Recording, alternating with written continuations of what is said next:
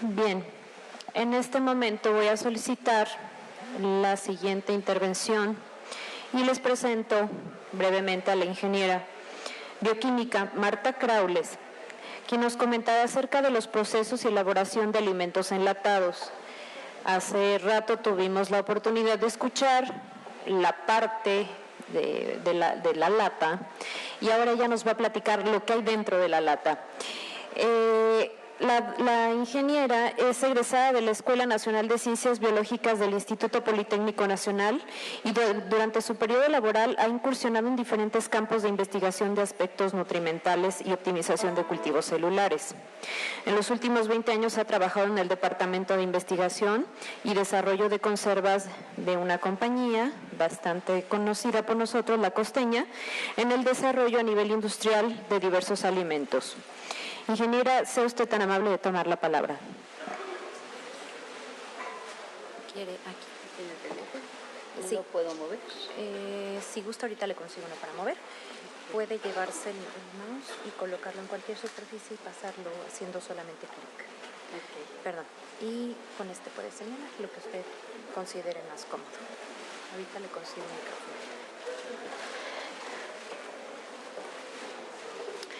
Bueno, buenos días.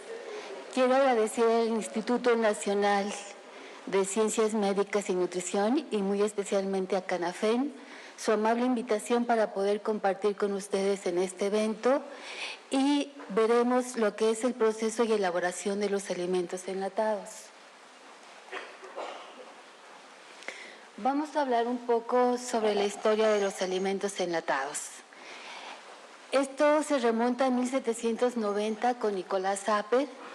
Él fue un modesto investigador francés quien decide dedicar parte de su vida a estudiar cómo lograr que los alimentos se conservaran durante mayor tiempo.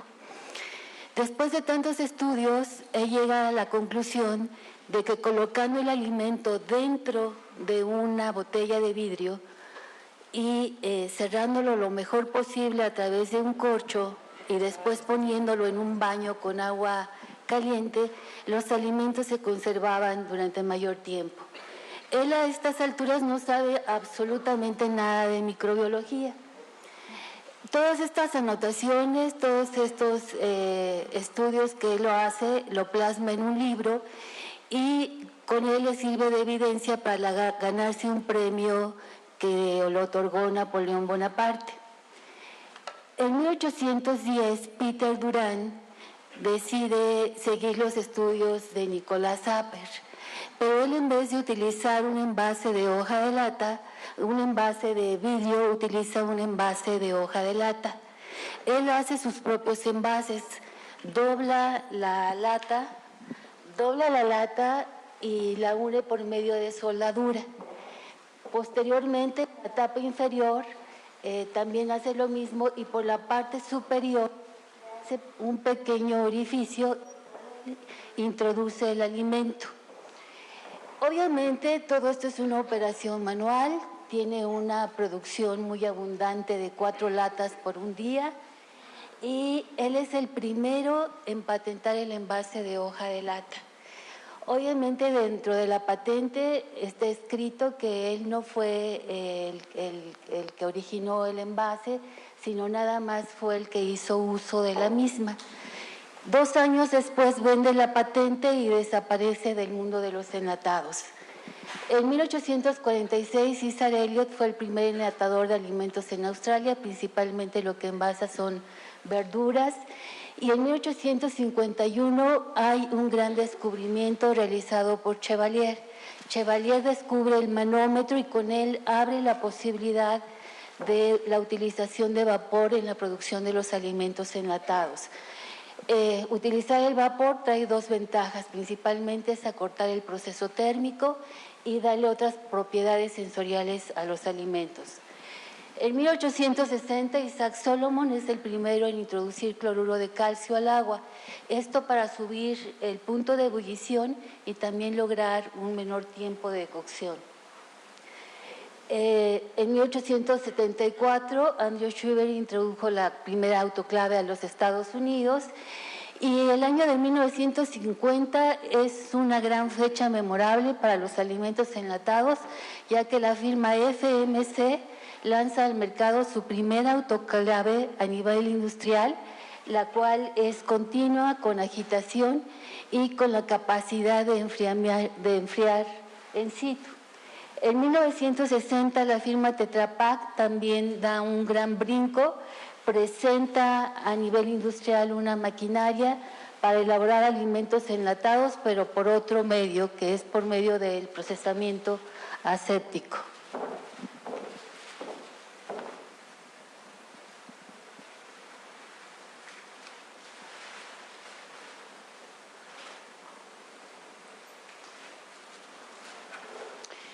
Bueno, un alimento enlatado es un método de conservación.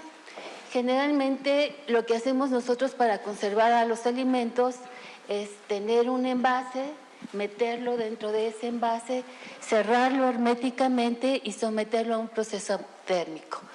Este proceso térmico por sí solo o bien por la ayuda de otros medios, como puede ser la actividad del agua, el pH, el potencial redox, la introducción de algunos agentes químicos, vamos a poder lograr lo que es la esterilidad comercial del alimento.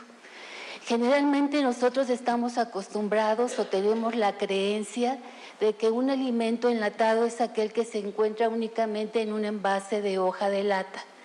También se conoce con este nombre alimentos que se encuentran en vaso de vidrio, en bolsa de cartón, en una bolsa flexible, en una botella plástica.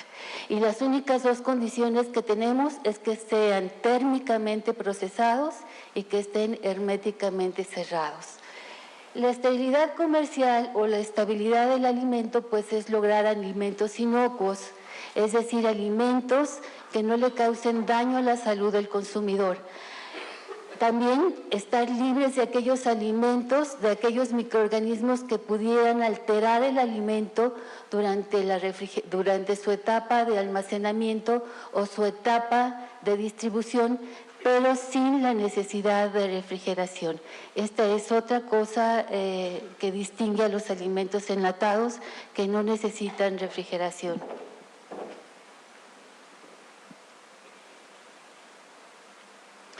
De acuerdo a la FDA, los alimentos enlatados se dividen en 4 grupos. El primero de ellos son alimentos de baja acidez, que son alimentos que tienen un pH abajo de 4.6 y una actividad de agua de 0.85. La cantidad de agua, la AW es la cantidad de agua libre de un alimento, no es la cantidad de agua total del mismo. Y dentro de este grupo pues podemos citar a la mayoría de las verduras, de los vegetales, de los cárnicos y de los lácteos. El segundo grupo son alimentos acidificados, que son alimentos que en sus orígenes tuvieron un pH arriba de 4.6, pero que por medio de la adición de un ácido o de varios ácidos, nosotros vamos a poder bajar este valor de pH a una cifra menor. Dentro de este grupo podemos mencionar a los hongos en salmuera y un tercer grupo que son los alimentos ácidos. Son los alimentos que gracias a sus características intrínsecas ya tienen un pH menor a 4.6, pero sin la necesidad de agregar nada más.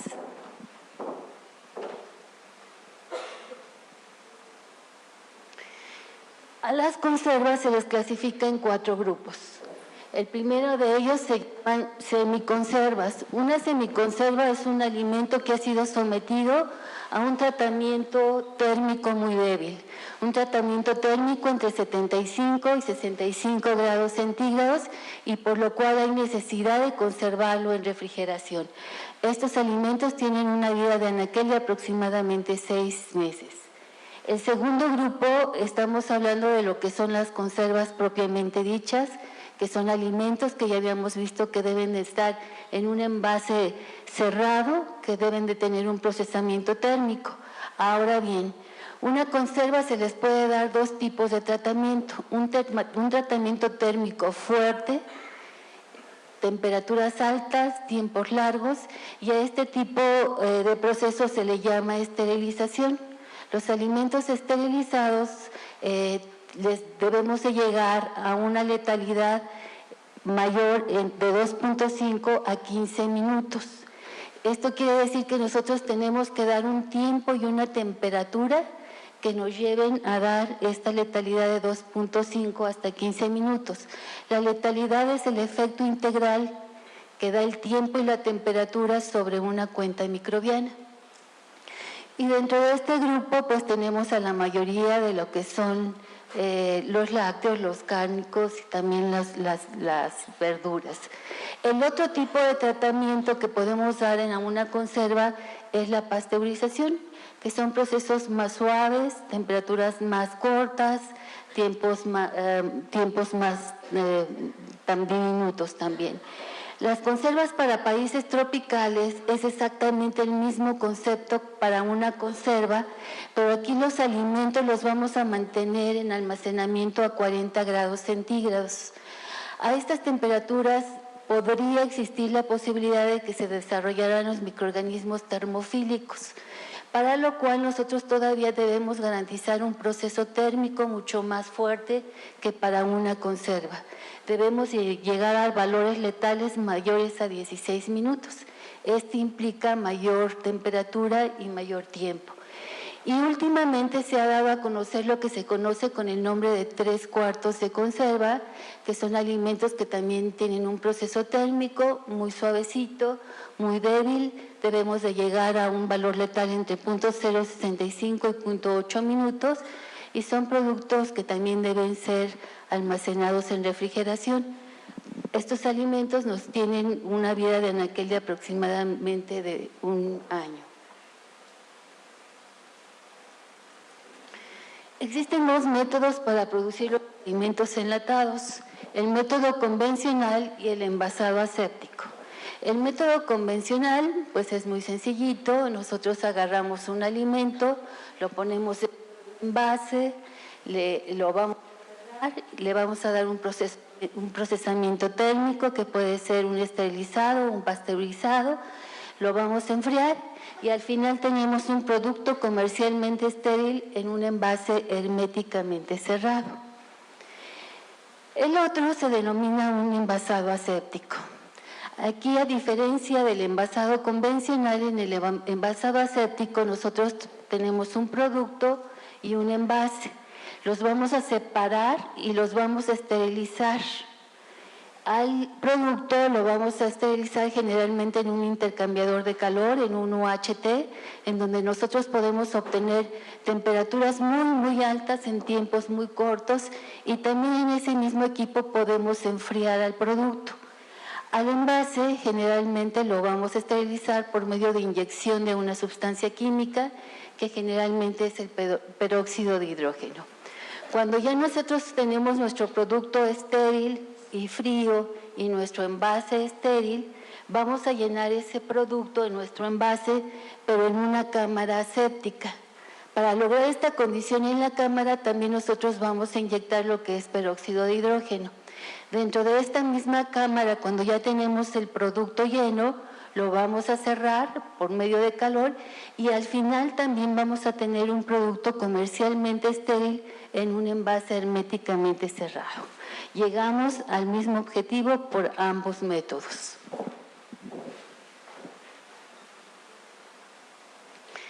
Este es un diagrama general para la producción de los alimentos enlatados. Son las etapas generales que vamos a necesitar para producir un alimento enlatado. No vamos a ver a detalle cada una porque enseguida viene lo que es un video en donde vamos a explicar claramente cada una de las etapas y donde ustedes los van a poder ver claramente.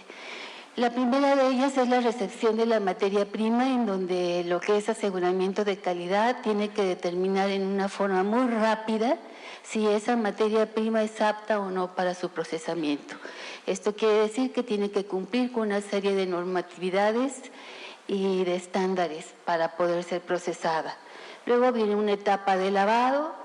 Posteriormente viene la etapa de escaldado. El escaldado es una etapa muy importante, es una etapa donde nosotros damos un poco de calor al alimento y esto nos trae grandes ventajas. La primera de ellas, vamos a inactivar enzimas, vamos a poder eliminar oxígeno que se encuentra entre los tejidos del alimento, vamos a poder fijar color, vamos a poder bajar de una manera drástica la cuenta microbiana y vamos a darle un valor subletal a esos microorganismos.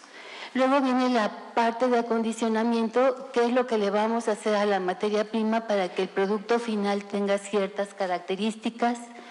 Luego viene una etapa de preparación, que es la conjunción de todas las materias primas que puede estar en nuestro producto, la etapa de envasado, de cerrado y la etapa de esterilizado. La etapa de esterilizado, antes de fijar qué temperatura y tiempos debemos estar dándole a ese procesamiento térmico, debemos haber hecho antes previamente una serie de estudios. Esta serie de estudios nos van a conducir a cuáles son los parámetros óptimos para lograr la esterilidad comercial del alimento y también para darle las mejores propiedades sensoriales y nutritivas de ese alimento. Luego tenemos la etapa de enfriamiento, la etapa de etiquetado y codificado, que nos va a permitir rastrear al producto cuando haya un problema. Luego la etapa de emplayado y paletizado y por último tenemos la etapa de almacenamiento. Si pueden pasar el video, por favor.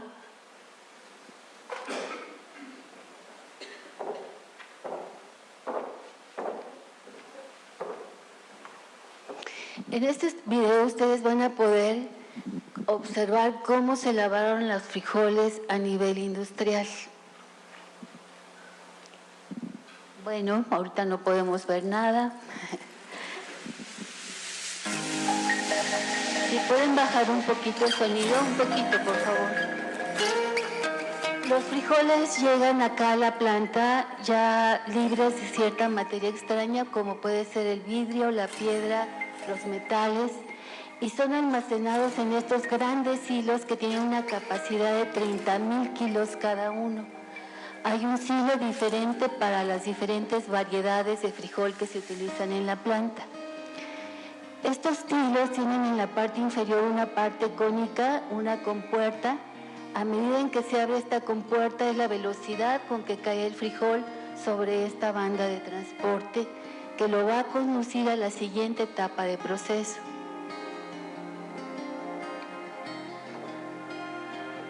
Este es el lavado, se hace en un tambor rotatorio, se inyecta agua clorada a presión, el agua sucia cae por esos pequeños orificios y sigue a una siguiente etapa de lavado, que es una lavadora con alvéolos, en donde se deposita en la parte inferior todo lo que sea más denso al frijol. Posteriormente sigue una etapa de precocción del frijol, se elabora en estos dos equipos que son totalmente automatizados, se pueden cambiar diferentes tiempos y temperaturas de acuerdo a las variedades de frijol que se estén utilizando. El frijol viaja a través de estos tambores en agua caliente, la cual es calentada por medio de vapor. Al final se separa el caldo del frijol. El caldo se envía a grandes tanques en donde se almacena y de ahí se toma para elaborar el medio de cobertura que llevan los frijoles enteros. En caso de los frijoles refritos, el frijol se pasa a una etapa de molienda y posteriormente se pasa a estas pailas que tienen una capacidad de 3,500 kilos cada una. Tienen vapor a la chaqueta, tienen agitación y es aquí donde nosotros podemos añadir los diferentes ingredientes que lleva la formulación, como son chicharrón, tocino, chile, etc. Se les da un tiempo de sazonado para liberar los sabores y posteriormente se envían a la siguiente etapa, que es una etapa de llenado. Esta es una máquina de llenadora de 42 pistones. Cada uno de los pistones va a inyectar una cantidad determinada del producto a la lata. Aquí aseguramiento de calidad tiene que determinar varios parámetros como es el contenido neto, la masa drenada, la temperatura de llenado y el espacio de cabeza.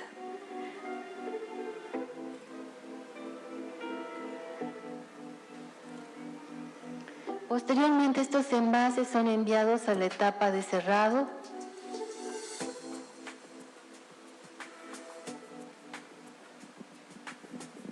También aquí aseguramiento de calidad tiene que estar tomando muestras cada determinado tiempo para determinar por medio de análisis destructivos de esas latas que los cierres cumplan con las especificaciones para que tengamos realmente la lata herméticamente cerrada.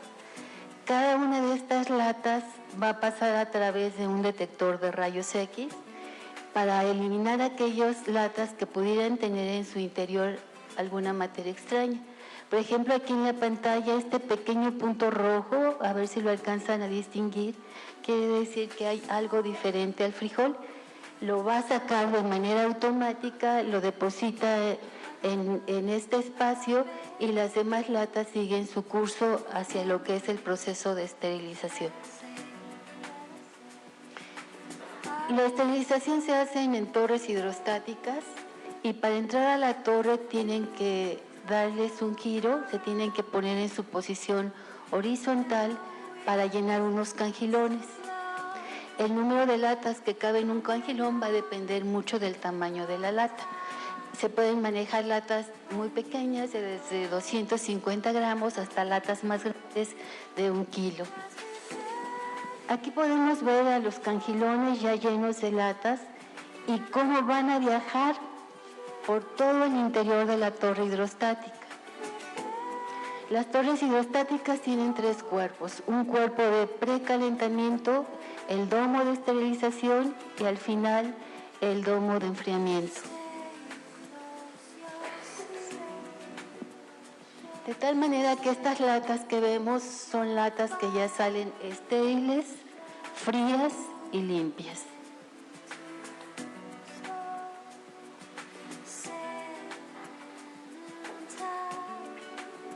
Aquí nuevamente se vuelven a poner las latas en su posición vertical.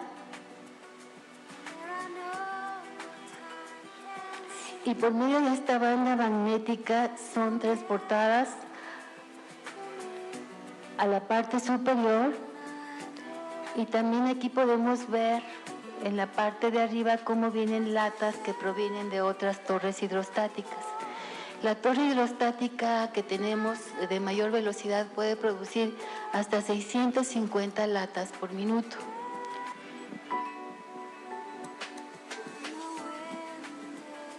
Aquí las latas van a pasar a su etapa de etiquetado.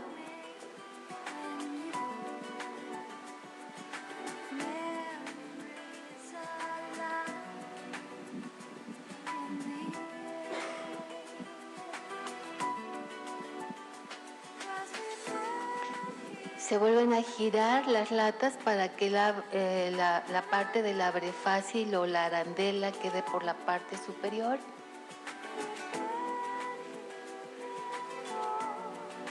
Aquí está el giro.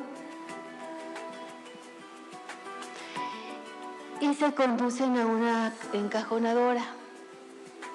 Esta encajonadora va a poner a las latas en un determinado número, en 12 o en 24 unidades, dependiendo del tamaño de la lata, y las va a colocar sobre un cartón. Y aquí vemos cómo automáticamente esta maquinaria va a estar formando, en este caso, la charola. También se pueden formar las cajas. Le coloca una película plástica termoencogible y la pasa a un árbol de distribución en donde ya las charolas o las cajas van a pasar también a un distribuidor aéreo, pero también las latas las podemos manejar a granel, como lo vamos a ver a continuación. Aquí las latas van a ser llevadas a su siguiente etapa de proceso, que es el paletizado. Este brazo automático las va a acomodar en un determinado número y las va a poner en una posición también muy específica sobre un palet, también llamado tarima, ¿verdad?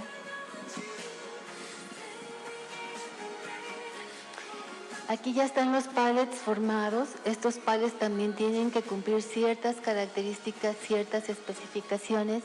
Deben de tener un determinado número de latas en la parte inferior por una determinada altura, dependiendo del tamaño del bote, y esto es para evitar que puedan tener un daño por un sobrepeso. Cuando las tarimas ya están formadas, va a venir por él un robot automático y las va a poner sobre su superficie con estos rodillos giratorios.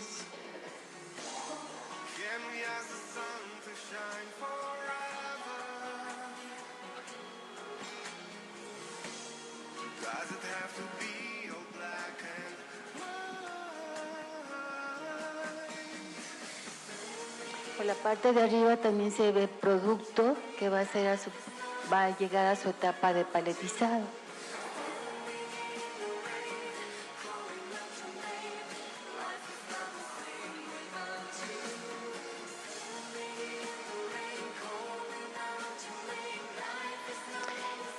El robot va a acomodar a los pallets en este espacio, también por medio de la acción de los rodillos giratorios. Y aquí el pallet va a esperar a la siguiente etapa de proceso, que es el emplayado.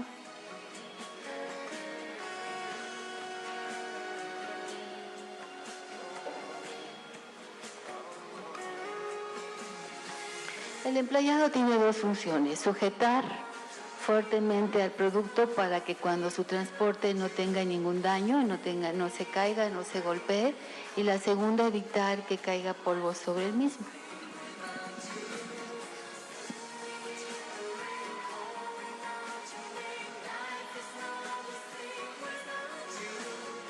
La colocación de la película plástica va desde la parte inferior, va subiendo hasta la parte superior, va a girar varias veces, y cuando ya esté el pallet perfectamente emplayado, se va a lanzar a lo que es el almacén automático.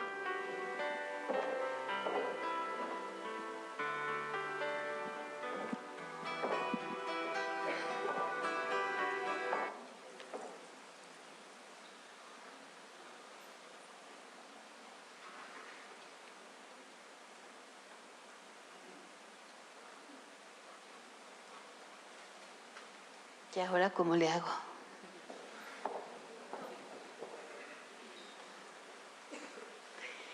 Existen factores que influyen de manera predominante sobre el procesamiento térmico, uno de los cuales que ya hemos hablado es el pH.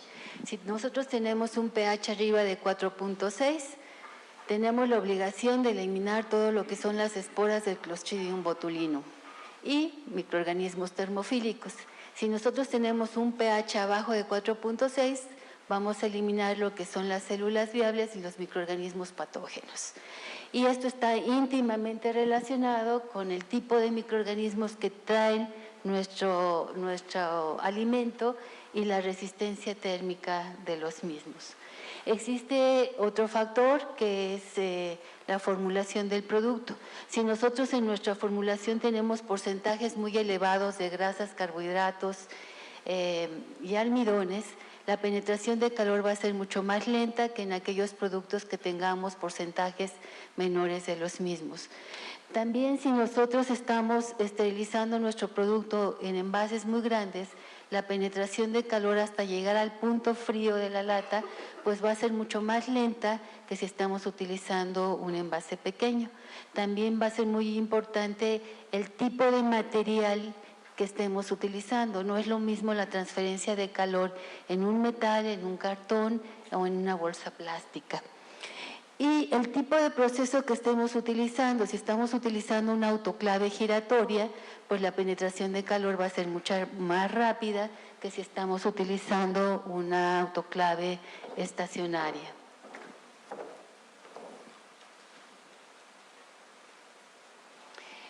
El tipo de microorganismo que todos los enlatadores de alimentos debemos eliminar, pues es el Clostridium botulinum. El Clostridium botulinum es una bacteria mesófila gram positiva que puede formar termoesporas terminales. Este se encuentra ampliamente difundida en la naturaleza, Se encuentra en el tracto intestinal de pájaros, mamíferos y peces, en suelos, lagos, aguas costeras, vegetación putrefacta, en branquias, vísceras de cangrejos y peces, y puede estar creciendo en medios ambientes de baja acidez neutral y es sumamente resistente al calor. Cuando este Clostridium botulinum crece hasta un cierto número de unidades formadoras de colonia, puede formar 7 venenos diferentes o 7 diferentes. La toxina A, la B, la E y la F son las que pueden originar en el ser humano una enfermedad conocida como botulismo.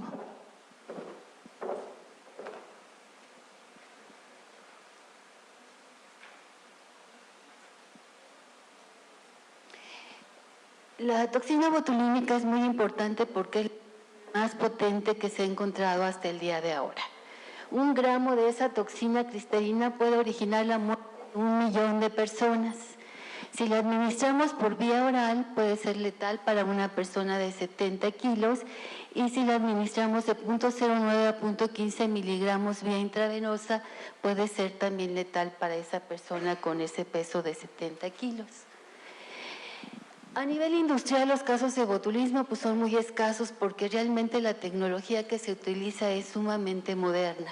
Generalmente los casos que se presentan con mayor frecuencia son en conservas caseras. Este es un pequeño resumen de lo que ha ocurrido del botulismo a nivel internacional. En junio del 2011 se presenta en Estados Unidos en un jugo de zanahoria. El día que se inauguran los Juegos Olímpicos en Inglaterra, el 31 de julio, se presentan en aceitunas elaboradas en Italia. Nada más que llegaron a Inglaterra y una persona se la comió ahí, por eso dice que se presenta en Inglaterra. En marzo del 2013 se presenta en Canadá en almejas, en abril del 2013 se presenta en Estados Unidos en arenques. FDA determina que no fueron desviscerados estos arenques y por eso se presentó el Clostridium. En mayo, nuevamente en Estados Unidos se presenta en jugo de zanahoria y en agosto del 2013 se presenta en Nueva Zelanda un caso muy fuerte que es a través de un suero de leche. Este suero de leche es vendido a varios países y es también para la elaboración de diferentes productos. Generalmente lo que se produjeron fueron fórmulas lácteas infantiles y bebidas deportivas. Incluso se tuvo que hacer una recolección de varias toneladas de estos productos debido a este caso de contaminación. Si nosotros aplicamos un método térmico, podemos asegurar la destrucción del Clostridium botulinum. Si nosotros en un alimento que tenemos un pH arriba de 4.6, lo sostenemos a 121 por aproximadamente 3 minutos, podemos garantizar la muerte de esas esporas de Clostridium botulinum, siempre y cuando lleguemos a estas condiciones en el punto frío de ese alimento. En el 2011, la USDA presenta este icono que se conoce como Mi Plato. Mi Plato tiene como objetivo principal pues crear hábitos en los consumidores para una alimentación sana. Está conformado por 5 grandes grupos: frutas, verduras, cereales, proteínas, y los cuales nos está indicando que debemos consumir 30% de verduras, 30% de cereales, un 20% de frutas y un 20% de proteínas, además de alimentos lácteos. La Can Food Alliance, que es un consorcio de productores de alimentos enlatados y productores de acero, propone que hagamos una alimentación sana, pero utilizando alimentos enlatados. Por ejemplo, para la ración de mi fruta, propone que utilicemos chabacanos, mora azul, cerezas, cóctel de fruta, naranja, mango, durazno, piña, pera y toronja. Para conformar nuestra ración de verduras, podemos utilizar alcachofas, espárragos, remolacha, zanahoria, brócoli, elote, ejote, chile, papa, calabaza, habas, coliflor, hongos, espinacas, col, camote, ocra, jitomate, chícharos, nabos, setas y calabacín. Para la ración de proteínas podemos irnos por tres tipos, ¿no? Por proteínas de tipo vegetal, por proteínas de origen animal y por proteínas de origen marino. Si utilizamos proteínas de origen vegetal, estamos hablando de utilizar los frijoles en todas sus variedades, tamaños y colores. Podemos también utilizar garbanzos, habas y lentejas. Para la proteína de origen animal podemos estar utilizando el pollo y podemos estar utilizando el pavo. Y para las proteínas de origen marino podemos estar utilizando las ostras, el salmón, las sardinas, el camarón y el pavo. Para nuestra ración de cereales podemos utilizar sopas hechas con diferentes granos, como una sopa con cebada, una pasta enlatada, una sopa con maíz, una sopa de fideo y una sopa con arroz. Y por último, la Canfood Inglaterra presenta una guía de nutrición para dar a conocer a los consumidores cuáles son los valores de ingesta diario y también de qué tipo de alimentos nosotros los podemos obtener. También en esta guía es muy interesante porque no solamente la limita al consumo de alimentos frescos, sino también al consumo de alimentos congelados y alimentos enlatados. Cada uno de los corazoncitos tiene la cantidad de ingesta recomendada para varios países europeos y considerando las necesidades de una mujer promedio. Entonces, bueno, podemos ver que para la dosis de hierro, los 14 miligramos, podemos estar consumiendo carne de res enlatada, frijoles, albóndigas con salsa de tomate y nuez de la India. Para el caso de riboflavina, para obtener los 0.1 miligramos, podemos comer un pudín de arroz enlatado, espárragos, macarrones con queso. Para vitamina A, para los 800 microgramos, podemos consumir zanahorias enlatadas, espinacas, duraznos, mangos y huevo. Y para los 800 miligramos de calcio podemos consumir macarrones con queso enlatados, espinacas, almendras, sardinas, flan y pan blanco. Y para la tiamina podemos consumir carne de chile enlatada, frijoles rojos, espinacas, chícharos, cacahuates, lentejas y trigo. Para los 200 microgramos de ácido fólico, alubias enlatadas, ejotes, frijoles, ojo negro, arroz integral. Para la vitamina C podemos consumir fresas enlatadas, grosella negra, espárragos, tomates, piña, papa horneada. Y para la vitamina D podemos consumir sardinas enlatadas, salmón, yema, huevo. Vitamina E podemos consumir atún enlatado, salmón, almendras, las gambas, que son los camarones, las semillas de girasol. Y para obtener nuestros omega 3 podemos estar consumiendo salmón enlatado, aceite de semillas y nueces. Y muchas gracias por su atención, muy amables.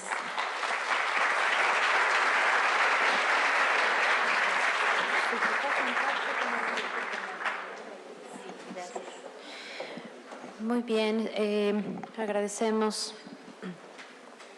a la ingeniera Marta su presentación y tenemos, les recuerdo, unos pequeños minutos para algunas preguntas. Como decía un maestro de mi escuela, ¿quién va a tener el mal gusto de hacerme una pregunta? No, siéntanse con la libertad de preguntar, muchachos. Estoy refrescando la página que tenemos por internet. Hasta el momento no tenemos ninguna pregunta para esta ponencia. Si tienen alguna pregunta para la gente que nos está viendo por internet, les recuerdo que es el momento para hacerla. La gente del auditorio, ya tenemos una pregunta. Adelante, por favor. Hola, buenas tardes. Quería hacer una pregunta sobre la conservación para alimentos infantiles y cómo disminuir la cantidad de sodio para su conservación. Bueno, en la actualidad, para los alimentos infantiles, pues obviamente hay que tener mucho más controles que para los alimentos para adultos, ¿no? Todos los controles en cuanto a las normatividades de las materias primas que van a entrar y a los procesos térmicos que deben ser prácticamente pues muy vigilados. En cuanto a la cantidad de sodio, hay ahorita una gran infinidad de productos que ya están bajos en sodio, sin sodio o reducidos en sodio. Son diferentes productos que causan la sensación de tener esa cantidad. Son moléculas complejas las que se están utilizando. No estamos hablando nada más de sustituirlo por el potasio, sino que ya los grandes productores de materias primas, de formulaciones, los venden y son moléculas complejas que lo que hacen es incrementarte esa sensación de sodio. Por ejemplo, ahorita pues nosotros tenemos reemplazamiento ya de frijoles bajo en sodio, sin sodio, también bajos en grasa, sin grasa. Hay todavía ahorita una gran gama de productos que se pueden utilizar para hacer el desplazamiento de estos productos que pudieran afectar a la salud del consumidor. Hola, buenas tardes. Bueno, mi pregunta es algo muy rápido. Únicamente le quería preguntar si considera que estos 5 casos que nos expuso del 2013 de botulismo pueden deberse a, no sé, un mal proceso del enlatado, porque en la ponencia anterior el ingeniero Álvarez nos comentaba que pues prácticamente son nulos los casos de botulismo y ahorita usted nos está presentando unos casos. Entonces, nada más eso. Y felicidades por la ponencia. Ay, muchas gracias, muy gentil. Mira, aquí como viste el caso más dramático que hubo fue en el de Nueva Zelanda y fue a través de una materia prima. Realmente los productos que ya se vendieron cuando fueron procesados para producir el alimento lácteo y donde estuvo involucrado grandes industrias como Coca-Cola y otra que anda por aquí con nosotros. Yo no sé quién, pero por ahí, gracias a sus procesos térmicos, no pasaron a la formación de las toxinas, pero obviamente se tuvo que hacer el retiro por tener la presencia del Clostridium botulinum, que el Clostridium botulinum como tal, si tú te lo tomas, no te hace ningún efecto. El problema es cuando se forman ya las toxinas, es cuando ya se comienza a presentar el problema de botulismo. Ahora, sí ha habido 2 incidencias fuertes y tuvimos aquí, incluso en México, la restricción por parte de COFEPRIS de que no se tomaran ciertos jugos de zanahoria, ¿no? Esos son casos que se han presentado en Estados Unidos y bueno, son probablemente algunas desviaciones que han tenido puede ser desde la materia prima hasta su mismo procesamiento térmico. Pero para los millones y millones de latas que se producen a nivel industrial, realmente son muy escasos los casos de botulismo.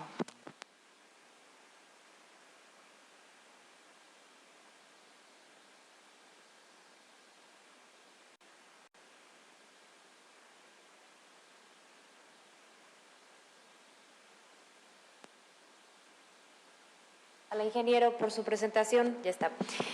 Le entregamos un pequeño reconocimiento y si tienen alguna otra inquietud lo pueden hacer de manera personal. Gracias. Muchas gracias.